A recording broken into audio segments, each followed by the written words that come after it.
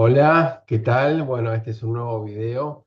Vamos con la parte de antiinfecciosos. Vamos a hablar en este primer video de penicilinas, cefalosporinas, y ¿qué más, Patricia? Carbapenems. Carbapenémicos, ¿eh? Así que este va a ser el video que vamos a realizar. Vamos a empezar a compartir pantalla.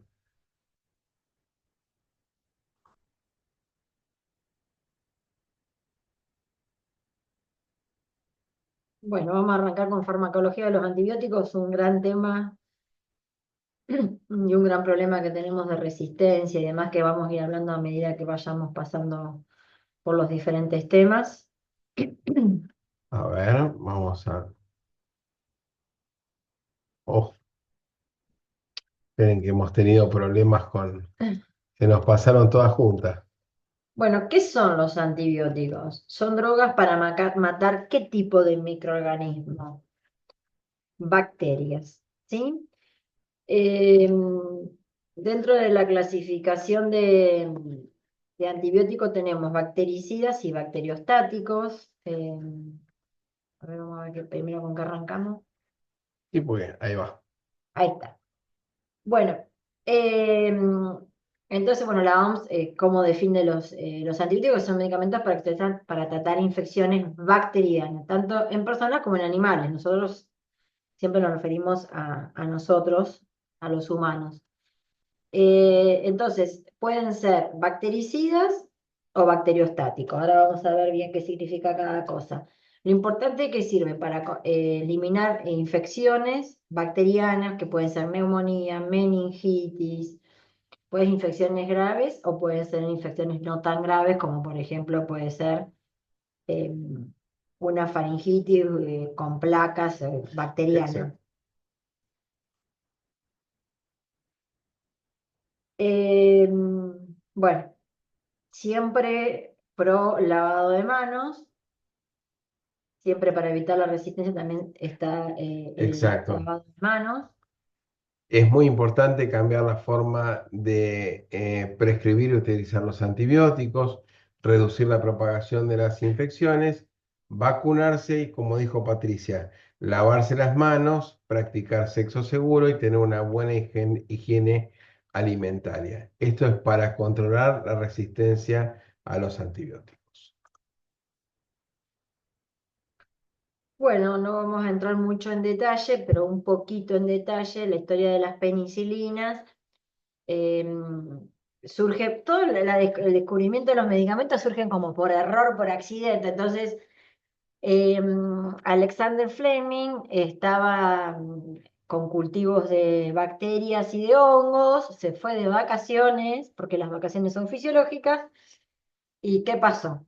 Cuando volvió, vio esto que muestra las imágenes, que alrededor del hongo Penicillium habían muerto las bacterias, había habido una contaminación entre las placas, entonces dijo, el hongo genera algo que inhibe el crecimiento de las bacterias. Y así surgió la penicilina, que fue un boom, y después, esto fue en 1928, y en 1945, en Italia,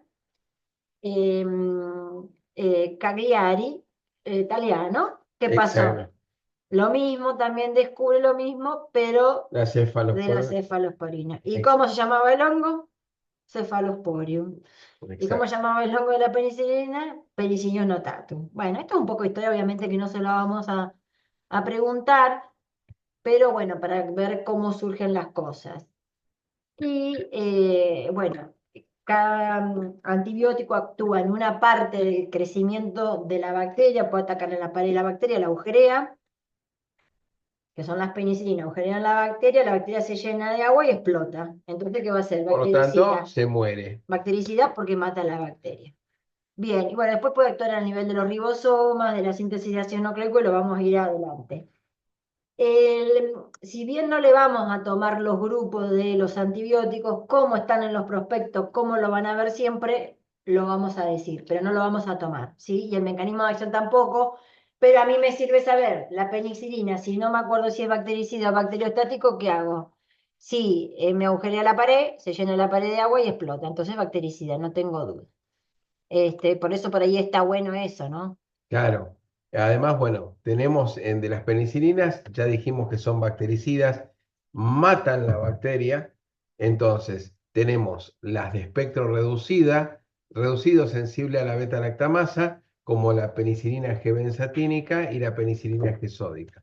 Después tenemos de un espectro más amplio. Cuando hablamos de espectro, es el espectro de bacterias que puede matar o aniquilar. Entonces, cuando decimos de amplio espectro, tenemos más posibilidades de matar bacterias. Amoxicilina más ácido clavulánico, que acá tenemos un sinergismo, o amoxicilina más sulbactam, que también tenemos otro sinergismo, que estas dos drogas se unen y van a lograr un espectro más amplio y más potencia, y ampicilina.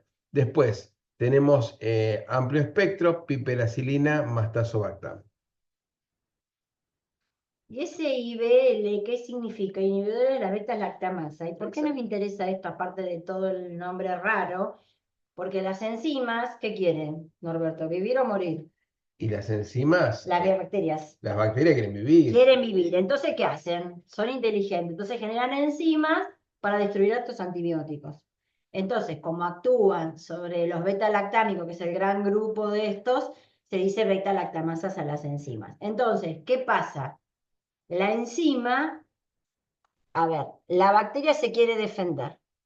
Entonces, ¿qué hace la bacteria? Genera enzimas beta-lactamasa que destruye a la penicilina, entonces la penicilina no la No, puede matar. no sirve, Son re inteligentes. Entonces, la industria farmacéutica, que es más inteligente, ¿qué hace? Generó enzimas, los inhibidores de la beta-lactamasa inhiben a esta enzima, entonces, ¿qué pasa? La bacteria no puede destruir las penicilinas. Es como un potenciador, como decías vos, como un sinergismo.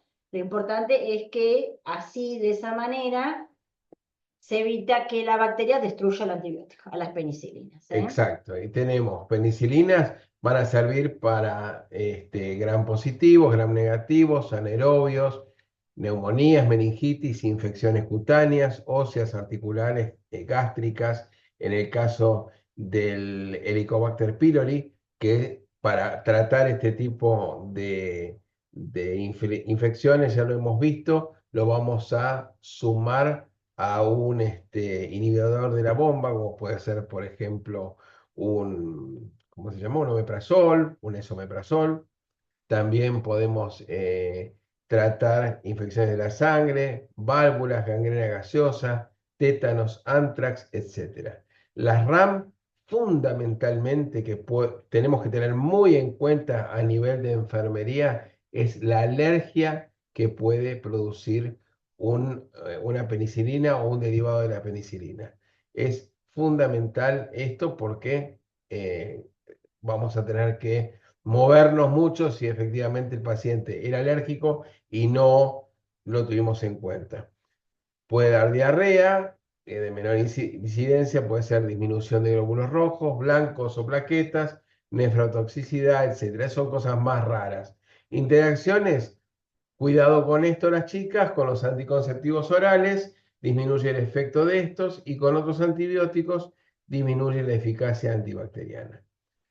Esto de los anticonceptivos, obviamente que no se lo vamos a preguntar, pero a modo de ilustrativo, como produce diarrea, y después cuando damos anticonceptivos vamos a ver que a nivel de intestino hay una circulación enteropática de los anticonceptivos, y como hay diarrea, entonces el anticonceptivo no se vuelve a reabsorber en el intestino y pasa a la sangre, esta circulación enteropática, entonces disminuye la Claro. biodisponibilidad, ¿y qué pasó? Embarazo. Si hay Y sí, ovulación y esperma, un embarazo. ojo, y hay que tener mucho cuidado con la automedicación, porque es muy común que la gente tiene cualquier tipo, un dolorcito de garganta o un problema en una muela, y lo primero que hacen, se toman un poco, alguna pastilla de amoxicilina, y además no respetan la posología, o sea, no respetan el horario y no respetan muchas veces, además del horario, la cantidad de días, porque la amoxicilina hay que darla por lo menos por 6 a 7 días como mínimo. Entonces, el profesional de la salud, si la mujer que está con anticonceptivo vía oral tiene que tomar la penicilina, se la va a dar, va a seguir con los anticonceptivos, igual después lo vamos a ver bien cuando veamos anticonceptivo, pero si no quiere un embarazo, un bebé que se llame penicillium, Exacto. Que entonces tenemos algún anticonceptivo de barrera, por ejemplo, los, como un profiláctico. profiláctico.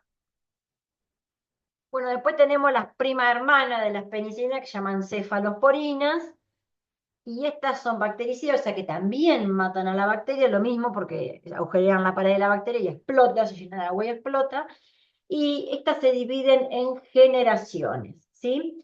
Si bien no se la vamos a tomar, ni en el parcial ni en el final, se la ponemos porque figuran los prospectos y en los hospitales se habla con los médicos, esta de primera generación, de segunda, Y, sepamos de qué y hablamos. recuerden que generalmente cuando hablamos de generaciones, las últimas generaciones son las más modernas, ¿eh?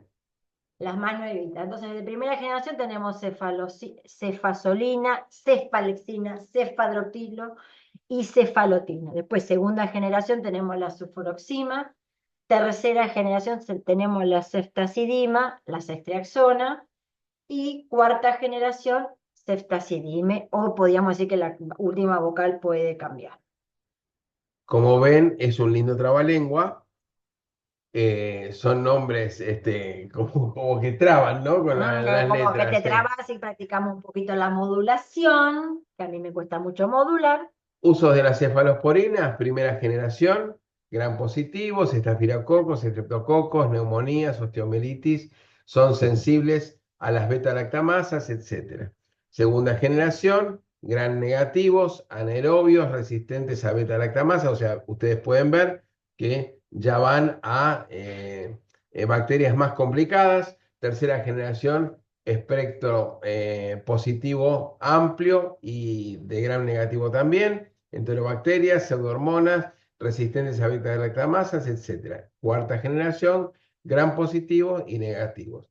Y tercera y cuarta generación penetran el líquido cefalorraquídeo e infecciones en el sistema nervioso central. Esto es importantísimo porque, bueno, son antibióticos que pueden tener un uso más específico. Claro, por ejemplo, si hay una meningitis y Claro. da el cultivo de ese líquido cefalorraquídeo, que las bacterias son sensibles a la cefaloporina, se van a elegir tercera, cuarta generación que pasa a la barrera hematocefálica y va a poder destruir esas bacterias que están produciendo la meningitis, nada menos y nada más. ¿Qué RAM nos pueden dar? Hipersensibilidad, nefrotoxicidad, alergia cruzada con penicilinas, náuseas, vómitos, neurotoxicidad sobre infecciones con bacterias u hongos, etc. Tengan muy en cuenta que estos antibióticos son primos hermanos de las penicilinas. Por lo tanto, si es alérgico a la penicilina, tampoco puedo dar una cefalosporina. ¿No me inyectas una secreción intravenosa? Ni ni de casualidad.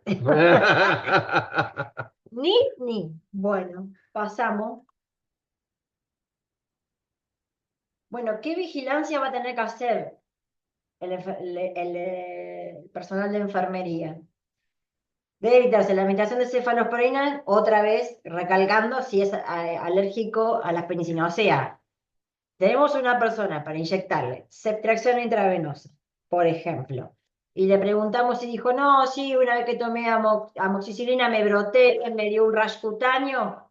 No se hace la aplicación, se habla con el médico y o se hace la prueba de penicilina para ver si es alérgico o no. ¿Y por qué, Pato, dijiste ceftriaxona intravenosa?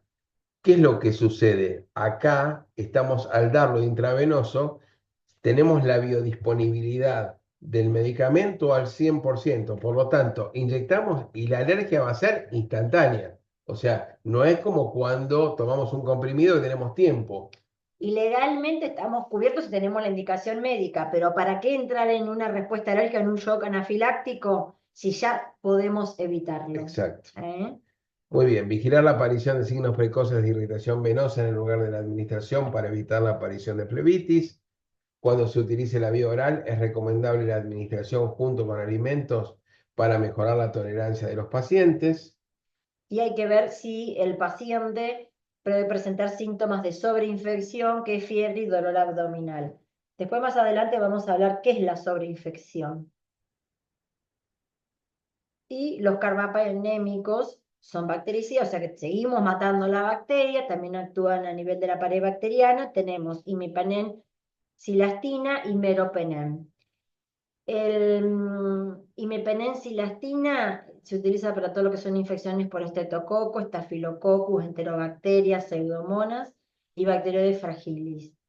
Y el meropenem tiene los mismos usos que el imipenem, pero también para lo que son infecciones abdominales y en meningitis.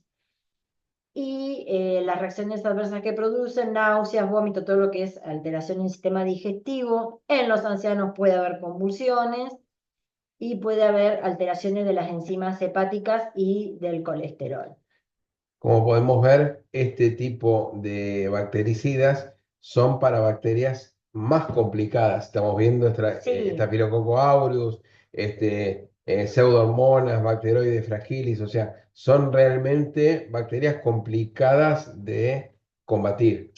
en realidad, por protocolo, ante la sospecha de una infección, en forma empírica, se arranca con un antibiótico de amplio espectro y después, si el antibiograma da que es sensible, por ejemplo, a meropenem, ahí se pasa a Exacto, meropenem. si no, no se arranca con esto. No. Y si no es una infección grave o puede complicarse, no se da antibiótico hasta que no se tiene el antibiograma. Pero si una persona entra con sospecha de una sepsis a una terapia, se va a arrancar con amplio espectro hasta que se tenga el resultado De antibiograma. del antibiograma. Entonces uno dice, ay, el médico le erró. No, no, el médico tiene un protocolo, aplican amplio espectro y después pasan a antibióticos específicos según el resultado del antibiograma de la sensibilidad de la o las bacterias, porque por ahí podemos Sí, tener sí, una infección por más de algún microorganismo patógeno. Bien, vigilancia del personal de enfermería cuando administra carbapenémicos. Primero, no mezclar en la misma solución para infusión con otros carbapenémicos ni con otros antibióticos, ya que se inactiva. Comprobar la velocidad de la perfusión. Siempre debe hacerse de forma lenta por la aparición de vómitos y náuseas. En los pacientes ancianos pueden aparecer convulsiones, que es lo que dijo Pato hace un ratito, y pueden aparecer reacciones de hipersensibilidad en pacientes con alergia a las O penicilinas. sea, como son todos del mismo grupo, son todos primos hermanos, estos dan alergia cruzada. Entonces, una cosa importante es, si una persona anciana le están administrando esta medicación y convulsiona, puede ser una reacción adversa de este medicamento. Así que atenti. Entonces, tengamos cuidado con penicilinas, carbapenémicos y cefalosporina, porque todos pueden ser, el que da alergia a la penicilina puede dar alergia a todos estos. Exacto. Pregunta de examen de cualquier forma, puede ser. Exacto.